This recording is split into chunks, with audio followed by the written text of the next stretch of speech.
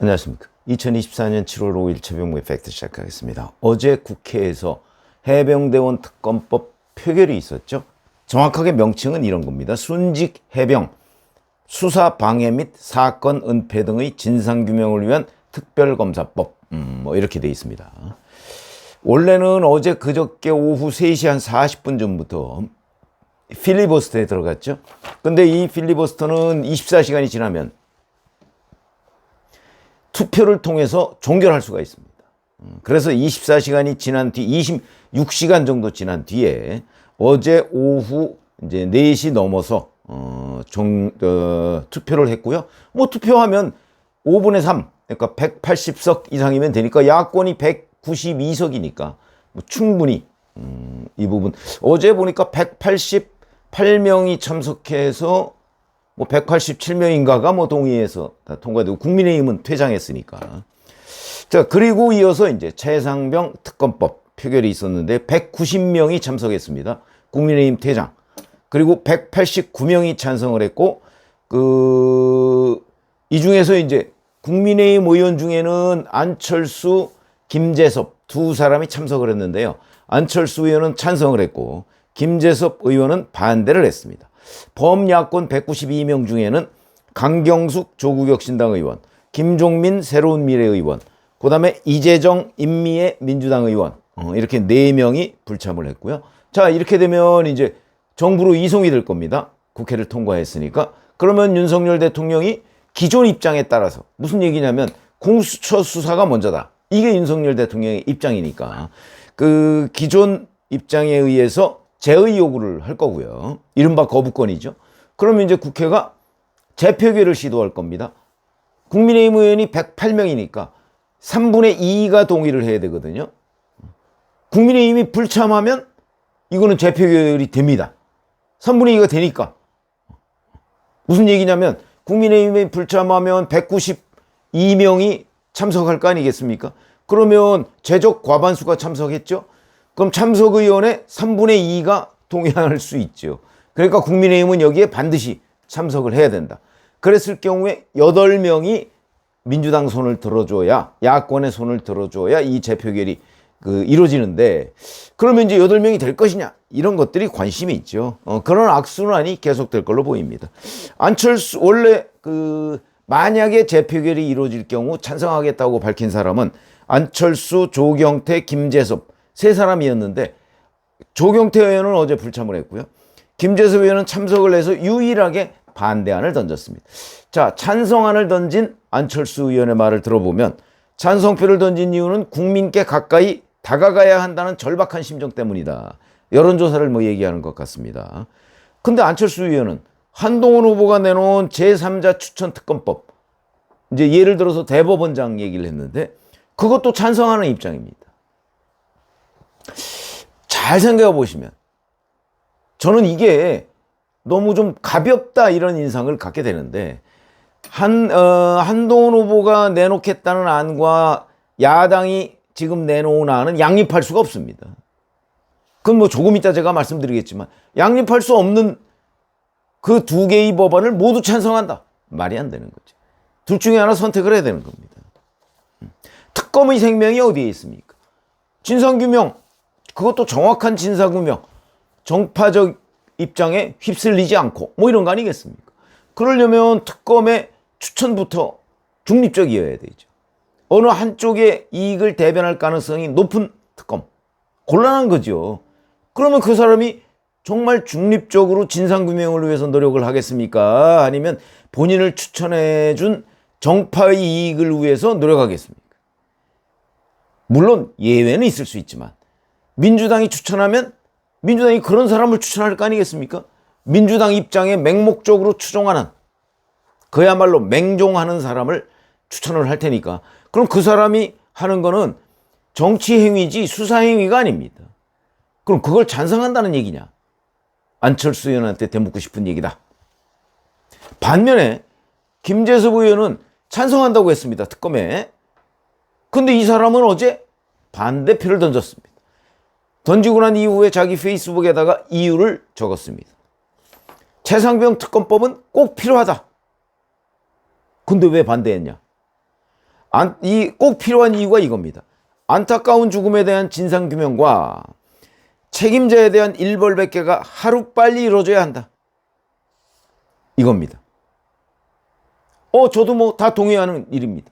다만 누가 언제 하느냐가 문제죠. 그걸 김재섭 의원이 여기다 설명을 했습니다. 민주당이 내놓은 특검 법안은 정작 진실규명에는 관심이 없어 보인다.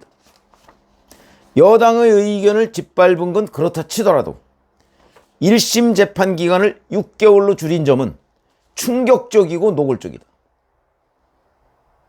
진실은 관심 없고 누군가를 빨리 감옥에 잡아넣자는 이야기다. 한동훈 후보의 제3자 추천 특검 법안을 토대로 국민의힘도 물러서지 않고 제대로 특검법에 대해 논의해야 한다. 이런 입장입니다. 저는 지극히 합리적인 아니다. 자, 그러면 여기에 김재섭 의원이 언급하지 않은 실제 야당 안의 문제점은 또 어디에 있느냐? 특검 추천을 야당이 하도록 되어 있습니다. 민주당이 하나, 비교섭 단체가 하나, 조국혁신당이겠죠. 물론 뭐 조국 대표가 자기네들은 특검 추천권을 양보하겠다 이렇게 얘기했지만 그러면 개혁신당이 되겠죠. 자, 이렇게 야당이 추천하는 특검, 그 다음에 또 하나, 대통령의 임명권도 사실상 제한했습니다. 야당이 추천해서 대통령이 3일 이내에 특검을 임명하지 않으면 연장자가 특검이 되도록 사실상 야당이 임명하는 거죠. 임명 자체도 야당이 하는 겁니다. 대통령이 원래는 각종 그 법에 보면 뭐 한 2명 정도 추천해서 대통령이 그 중에 한 명을 고르도록 되어 있는데 이것도 제한하겠다는 거나 마찬가지입니다. 더군다나 수사 대상, 사건 관련한 모든 내용을 포괄한다 이렇게 되어 있습니다. 이거보다 더 문제, 특검에다가 자기들의 기소 여부 뭐 이런 것만 하는 게 아니고 다른 사건의 공소 취소 권한도 줍니다. 이게 무슨 뜻이냐면 현재 조사보고서의 경찰 이첩을 보류하라는 국방부 장관 지시를 거부해서 항명 혐의로 재판 중인 사람이 있죠. 박정훈 전 해병대 수사단장. 이 사람에 대한 공소 취소가 가능하다는 겁니다. 이 사람에 대한 기소는 검찰이 했는데 그거를 특검이 와서 야 그거 취소해. 이게 가능하도록 법안을 만들어놨다는 얘기죠.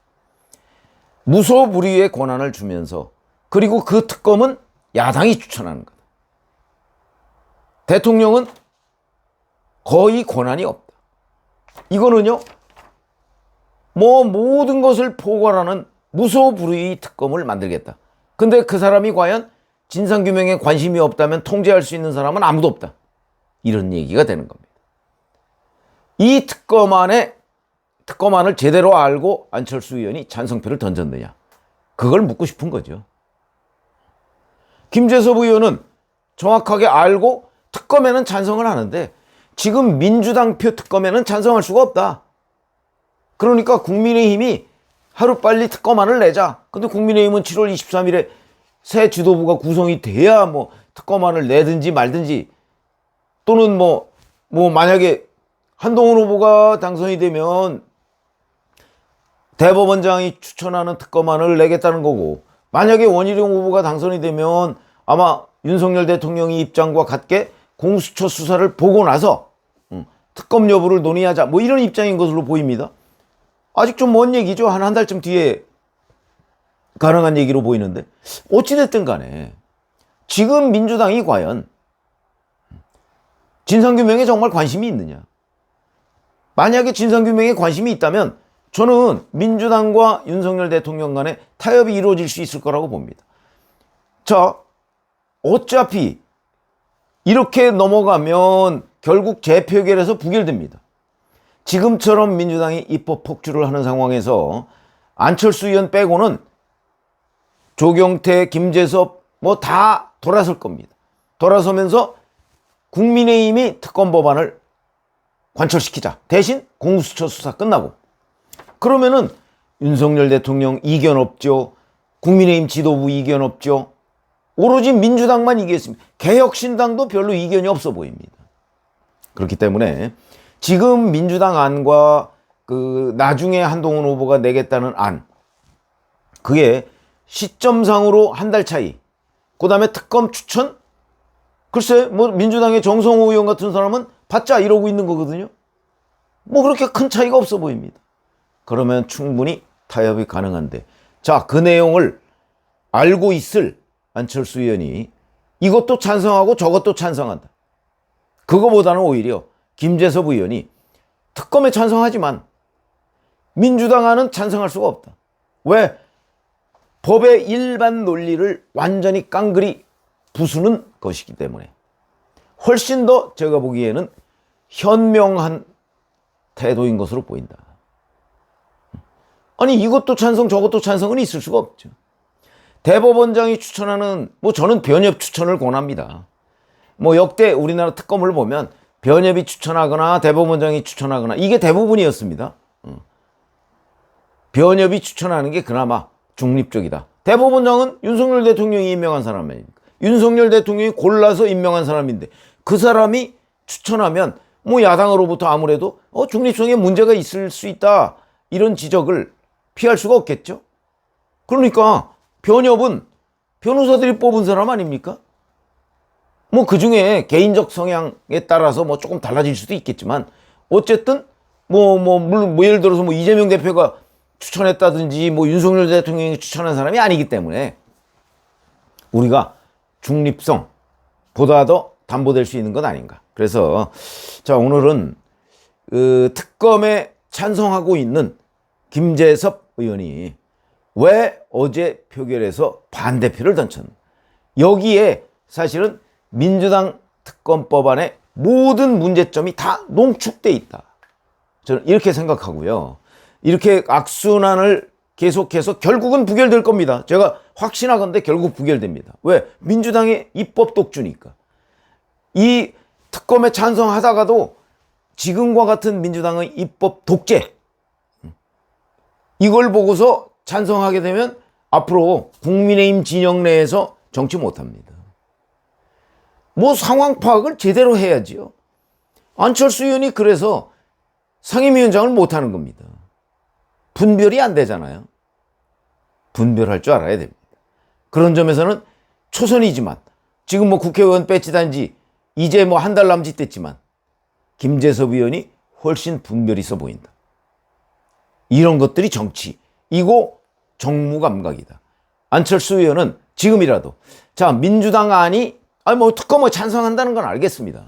그러나 민주당 안이 과연 특검이라는 어떤 기준에 적합한 아니냐 하는 부분을 분명하게 한번 들여다봤으면 좋겠다. 뭐 그러고서도 나는 찬성한다. 그러면 그거야 뭐 소신으로 인정할 수 있겠지만 야당이 대통령의 임명권 이것까지도 무시한 이 특검 법안을 어떻게 찬성할 수가 있는가? 아니면 본인이 하나 특검 법안 내든가요? 그런 것 아닌가요? 그래서 오늘은 특검에 찬성한다는 김재섭 의원이 왜 특검에 반대했는가? 이거의 의미를 한번 따져봤습니다. 고맙습니다.